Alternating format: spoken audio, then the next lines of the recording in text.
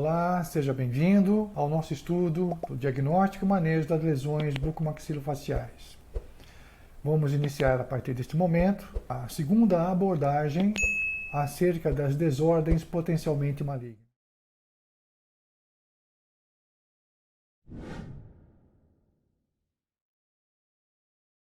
No vídeo anterior,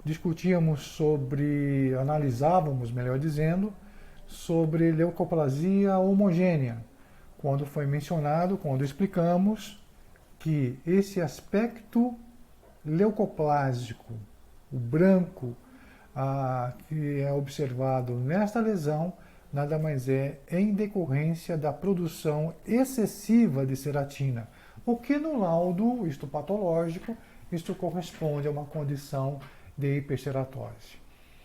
Existem outras abordagens acerca da caracterização da ceratina, se ela é paraceratina ou um padrão normal de ceratina. Para cada situação dessa, nós temos que entender o comportamento dentro do padrão de normalidade ou um padrão que já foge da normalidade desse tecido epitelial. Mas é interessante salientar que talvez seja o mais importante é a análise do limite da interface entre o tecido epitelial e o tecido conjuntivo. Aqui, claramente, desapareceram as cristas epiteliais. Então, nós temos como observação uma condição de hiperplasia das células dos ceratinócitos basais, o que configura, o que caracteriza a perda da forma cônica das cristas epiteliais, transformando-as, ou pelo menos tentando transformá-las em uma forma de gota. Isso significa que essas células estão numa atividade metabólica fora do padrão de normalidade, embora não tenha invasão. E outras características, como um perfil celular, têm que ser examinadas também, se aqui existe um padrão de displasia ou não. Certamente, uma displasia tipo 1, a mais leve, está presente. Então, um laudo numa situação como essa, que você tem que receber, é displasia epitelial, grau tal, 1, 2 ou 3, a displasia grau 3 já classifica, já caracteriza um padrão de carcinoma, ainda não invasivo, mas é carcinoma, e que, se você fez uma biópsia incisional, é o momento adequado de que toda esta área leucoplásica deve ser removida. Porque entenda o seguinte, numa biópsia incisional, aquele fragmento mostrou-se como displasia grau 1 e demais características.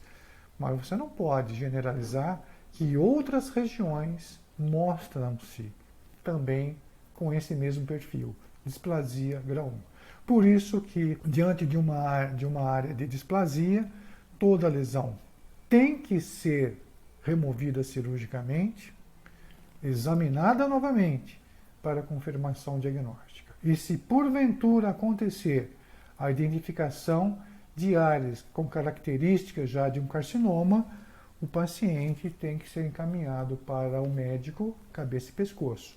E é ele quem assume a conduta frente a esse paciente. Prosseguindo então, dentro do potencial de malignidade, as leucoplasias não homogêneas ou leucoplasias heterogêneas apresentam um prognóstico menos interessante. Então, elas normalmente se apresentam na forma nodulares ou mesmo na forma verrucosas, assemelhando-se, portanto, a uma verruga. Haja visto, por exemplo, que um carcinoma verrucoso se apresenta como o aspecto de uma verruga, diferente daquilo, papiloma, por exemplo, ou de uma verruga vulgar. São características distintas. Talvez a mais grave delas seja a mosqueada, em que se tem a combinação de áreas leuco e área leucoplásica. Então, seriam consideradas a eritroleucoplasia ou leucoeritoplasia. São situações, esta principalmente é considerada condição de alto risco. Aqui, uma leucoplasia heterogênea, me acompanhe na tela, por favor, em que um simples exame visual já caracteriza que a situação tem um prognóstico que precisa de atenção.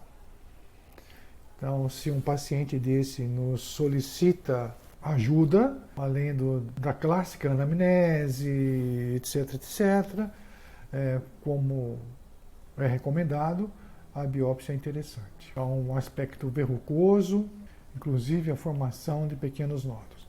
Aí vem aquela história, qual área eu biopsio? Não se empolgue em biopsiar áreas com extensas placas leucoplásicas. Isso muitas das vezes não se refere a apenas uma hiperceratose. Mas, voltando à tela anterior, nós lembramos do aspecto mosqueado, as interfaces vermelho-branco. Vermelho-branco. Então, se eu fosse biopsiar esta região, exatamente a área que eu escolheria seria uma área em que tivesse ambos os padrões de cor. Uma área mais rosada, uma área eritroplásica e uma área leucoplásica. Porque aqui existe exatamente uma inversão do comportamento do tecido. Enquanto aqui ele expressa uma hiperceratose, aqui o epitélio mostra-se atrófico, mostrando-se rosado, praticamente com escassa produção de ceratina, que está nessa região ainda mais intenso. Então, justifica a apresentação dessas áreas. Aqui dá para se observar também leucoplasia não homogênea ou heterogênea, extensa área leucoplásica em ventre de língua, que é uma área de alto risco, inclusive se estendendo à borda lingual, com áreas de atrofia que voltam ao padrão leucoeritroplásico. E esta área especificamente, se não tiver história de traumatismo, ela é bem provável que já é capaz de produzir hemorragia espontânea, o que não é nada interessante. No próximo à tela, se observa uma grosseira deposição, produção de ceratina também em borda lingual, com extensão para dorso e também com extensão para o ventre lingual. A conduta mesma, que foi mencionada anteriormente, não se prenda ou não se deve biopsiar apenas as áreas de hiperceratose. É importante que se tenha material suficiente para observarmos a base do epitélio, a interface entre o epitélio e tecido conjuntivo. Com relação à localização, nós podemos mencionar os sítios de alto risco. Dentre os sítios de alto risco, são aquelas lesões que têm maior chance de evolução para um carcinoma, são aquelas que estão localizadas no palato mole, nas variadas extensões do palato mole, na região ventrolateral da língua, conforme foi mostrado nas telas anteriores, no assoalho da boca. Indivíduos especialmente não fumantes, não tabagistas, que mostram esse perfil de lesão em assoalho da boca, é preocupante, porque o prognóstico pode ser reservado. Ceratose sublingual, também em mulheres, especialmente em mulheres não fumantes, também tem um prognóstico que deve ser tomado com atenção. Então eu quero que vocês entendam que diante de situações como essa, não deve ser propostos tratamentos alternativos, tratamentos empíricos, tratamentos experimentais. Gostaria que você se tornasse capaz de intervir nessas situações. Mas se você não tem segurança adequada para uma intervenção desse calibre, então encaminha para o estomatologista ou para o cirurgião bucomaxilofacial, que certamente eles tomarão as devidas atitudes. Então, fechando, ceratose sublingual é uma condição também que requer atenção, especialmente quando se manifesta em mulheres não tabagistas.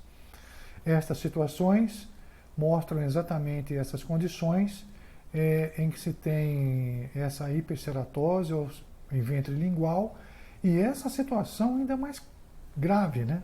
Porque está bem claro o comprometimento do assoalho da boca, ventre lingual, de certa forma bilateral, com extensão inclusive para mucosa de lábio. Uma situação que requer bastante atenção é com relação à patogênese da leucoplasia verrucosa proliferativa. Nós temos que entender que não se tem bem claro a formação, o que leva a acontecer. O que nós podemos entender é que existe a interação entre determinadas características genotípicas do paciente interagindo-se com fator ambiental. Pode ser com o etilismo, pode ser o tabagismo, deficiências nutricionais, de alguma razão, a utilização de determinados fármacos como imunossupressivos, enfim. Isso tudo tem que se levar em conta. Bom, a leucoplasia verrucosa proliferativa, ela se manifesta com uma lesão difusa, branca ou de aspecto papilar. Manifesta-se em pacientes idosos, até então não tem novidade praticamente nenhuma. Mas ela tem uma característica, que ela é recorrente. Então, é o tipo do paciente que nós não entendemos por quê. Quer dizer, até podemos supor, porque por essa característica genotípica do paciente, quando o gene, o proto-oncogene começa a se manifestar, começa a se expressar, isso dá como resultado a recidiva, às vezes no mesmo local, ou mesmo locais diferentes. Lembramos o seguinte, frequentemente também ela pode ser associada ao HPV. Nós entendemos que o HPV ele tem tropismo nítido por tecido epitelial. Existem receptores na superfície do HPV que se conectam com relativa facilidade e tendo a oportunidade com determinadas células do tecido epitelial. Por isso, então, não raro nós podemos encontrar células que se mostram infectadas, como, por exemplo, a presença de coilócitos do HPV nesse padrão de leucoplasia. O carcinoma verrucoso também, ou de células escamosas, pode ser o resultado da evolução não diagnosticada e não tratada da leucoplasia verrucosa proliferativa. Por isso, da insistência da não utilização de tratamentos empíricos, condutas empíricas diante de lesões com perfil leucoplásico, seja homogêneo, seja heterogêneo ou não homogêneo, ou mesmo nessa situação mais grave que venha a ser a leucoplasia verrucosa proliferativa. Aqui está um quadro clássico desse perfil de leucoplasia. Ela se mostra aqui relativamente homogênea, mas abrangente, se estendendo gengiva inserida, papila gengival, mucosa alveolar e assim por diante. Num procedimento terapêutico, toda a área leucoplásica, inclusive com margem de segurança, deve ser instituída. E o paciente tem que ser acompanhado. Né? Como uma característica dessa lesão, a sua recorrência, todas as vezes que for necessário a intervenção cirúrgica, é necessário que concomitante haja submissão ao exame histopatológico.